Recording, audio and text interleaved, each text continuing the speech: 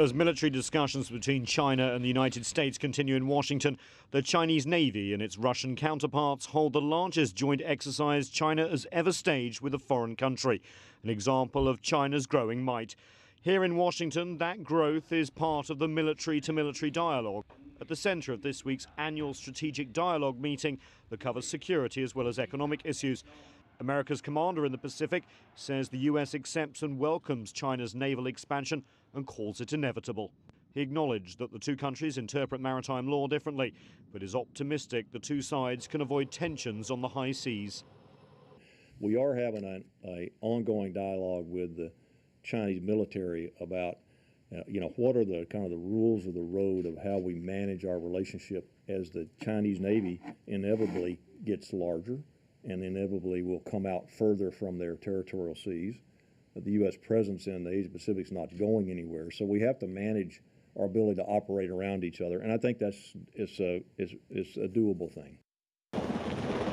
U.S. commanders stress they see China's military growth as an opportunity for Beijing to take on a bigger role in the world stage, as China has done with anti-piracy efforts off the coast of Somalia and a joint humanitarian exercise recently in Brunei alongside U.S. warships.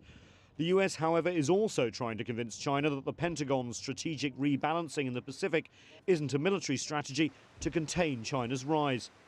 This week, US officials tried to reassure Beijing that placing missile defenses in Alaska was aimed at protecting the US from the DPRK. The US has deployed the same missiles on the Pacific island of Guam, a US territory. There's a perception that all these things we're doing is an attempt to contain China.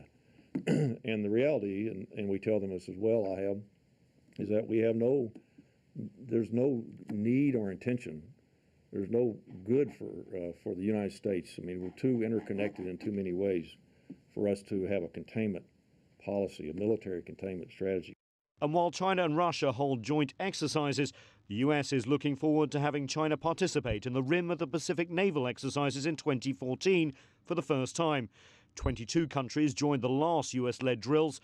It's hoped that closer ties between the two militaries and others in the region and beyond will result from China's participation.